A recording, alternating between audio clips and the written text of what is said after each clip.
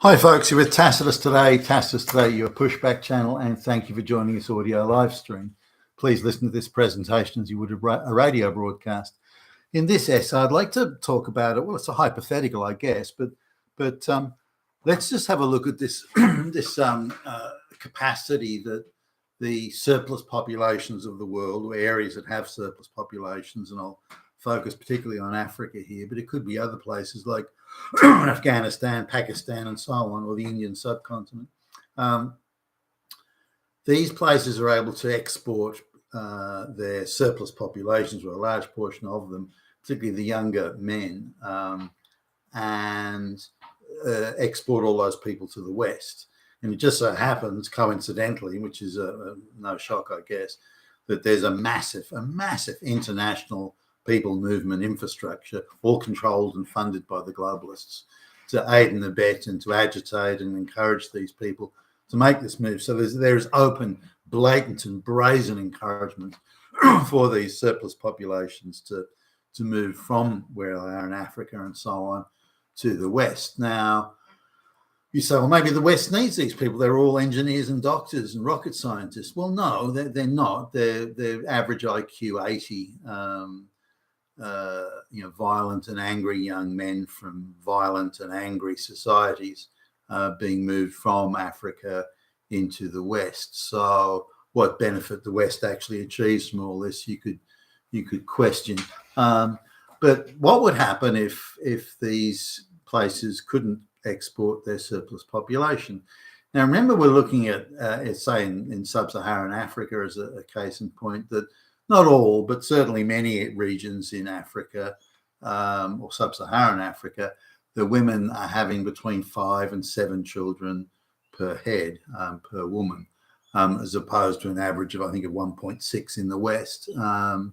So the population increase and the proportion of the population that are young people has absolutely exploded out of all sides. Now, if you look at the child mortality rates in these same places in Africa, say 30 years ago, to the child mortality rates, infant mortality rates today, then the difference is huge. So the number of children each woman has, and still today, is a reflection of the child mortality rate. If your child mortality rate is 50 or 60%, then if you have 7 children, then it's still only 2 or 3 are going to survive.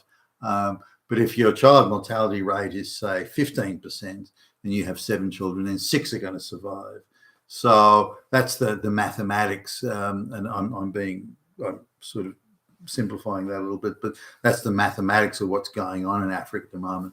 Many of these places are still procreating as if it was a high infant mortality society. Now, the other area that where Africa's been slow to, and we see this with, say, Pacific Islanders around the Pacific areas, sort of northeast of Australia, is that they're primarily, in terms of procreation, at least matrilineal societies. So it's quite acceptable and accepted and standard, and has been for a long, long time, that women, there's no monogamous marriage or any of that sort of stuff. They live a communal, commune type lifestyle, and it's accepted that each woman will have multiple partners. Now, this is also considered from a genetics point of view a good thing, because in sedentary tribal subsistence villages, if a woman's having, say, 7 children by 7 different men, that keeps the gene pool much fresher than if she was only to procreate within the village, and then the cousins procreate and that sort of thing. So it's considered to be a fair, and also the idea that children are brought by parents isn't how it works in these societies, as we see, by the way, in the United States today. Even it's considered that it's effectively the village brings up the child, or the commune, if you like, because so many things, including food and other stuff, are shared out amongst the villages. So these are the societies they come from anyway, and why the birth rate is still very high. Now, whilst the average age of death is increasing, it's not increasing as fast as the population at the bottom is increasing. What this means is that the average age of a lot of these places, if you can consider the whole population, the average age is under 25, in some cases even younger than that. Some cases even under the age of 20, for goodness sakes. So there's this huge surplus of young men, massive surplus of young men running around, and they've maybe had no schooling at all, or perhaps a couple of years of schooling. They're from areas where, again, the average IQ is between 70 and 80, as you see in places like Haiti, for example. So how is it? What are you going to do with those people when you've got that many people who are so prone to violence, as you see in the American inner cities and the like? So now, what's been happening is, again, with the full cooperation, in fact, the organisation of the globalists, is that those young men, or many of them, have been removed. And particularly as they move to the cities, not only this, particularly as they move to the cities where they're most likely to become, street radical and engage in murders and so on, to get these angry and violent, low IQ, uneducated young men and move them to the West. Now, to some extent, if you look at the bigger, broader picture here, they're moving from lawless societies, corrupt societies, mayhem-type societies. They're moving from there into quite structured, by comparison, quite structured societies with police and courts and so on.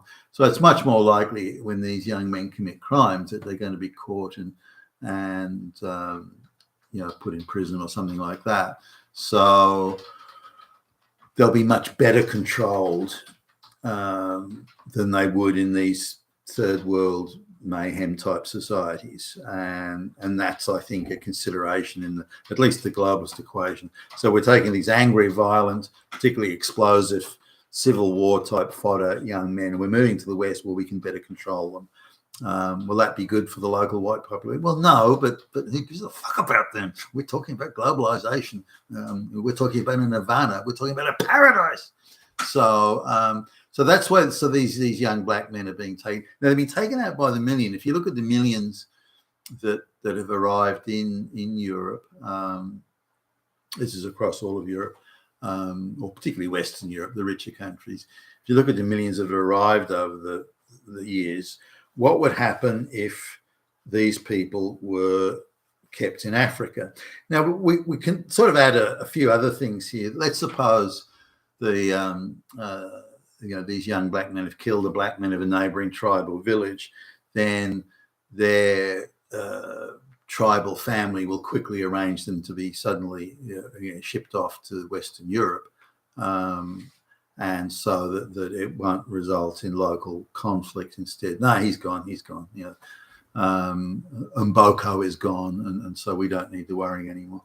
But so conflict, a lot of conflict is being avoided by simply exporting the problem rather than having it kept on home soil. But let's coming back to the premise, I guess, of this video, which is, what if that export of surplus property, the trouble, what if they couldn't export their trouble anymore?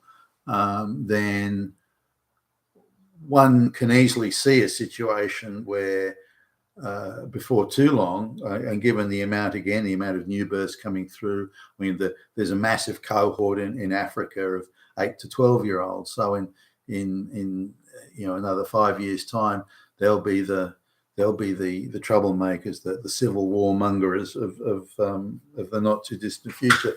So if they're left in Africa, the situation could become explosive, and I think it would, and I think it would result in conflict and where tribes, because there's still a lot of tribes in Africa and they still think very tribally, the tribal they sort of genocide each other, and as they do in places like Somalia and Eritrea and so on today, they destroy each other's crops and food. There'd be mass starvation. There'd be a pretty apocalyptic scenario when you've got that many young angry people with nothing to do. I think that's how it would play out. Now, the international community, all the LGBTQ folks would running around saying how terrible it is and we have to do something. But what, you know, if their only way of keeping any sort of type of moderate social behaviour, the only way is to export their problem, then why should that be exported? Because it's a problem in the West now. The problem hasn't gone away; it's just been moved around. Now, there's a much better chance that these people will, the exported sort of low IQ young peasant men, there's much better chance they'll get a job, sweeping a floor or I don't know, working in a takeout food shop or something like that. But they aren't traditionally the jobs that these people get. They'll create ghettos that otherwise didn't exist in the West. They'll create, a drug trade that otherwise didn't exist to that scale. They'll be committing all sorts of crimes, murders and rapes and goodness knows what. So I don't know how. So no problem is being solved by moving these folks around. The problem is just being moved. That's all.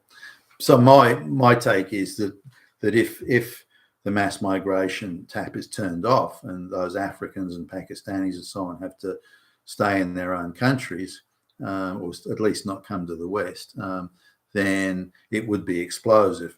Now we can say, okay, why would it be explosive? Well, because those countries are corrupt, their governments are useless and incompetent, and there's no job opportunities for the young people, and there's tribal conflict going on all the time. Okay, well, all right, then let's accept that. Why don't we address that as an issue? But why isn't that the energies of the globalists are putting to fixing those problems, or at least doing what they can to fix it? Why is it the course of action being taken temporarily and very briefly may alleviate the pressure on these African countries and areas, whilst exporting massive problems to the West? That doesn't seem a win-win, or even any side's really winning. It's temporary relief on one side and exporting disaster and endless drama into the future forevermore to the West. If you look at any experiment anywhere in the world, whether it be to South Africa or anywhere else, wherever large numbers of blacks have come in looking for whether they think it's better opportunities or free handouts or whatever, then those countries have gone down very quickly, and the black diaspora has never integrated. Look at America today, for goodness sakes, has never integrated into the host diaspora.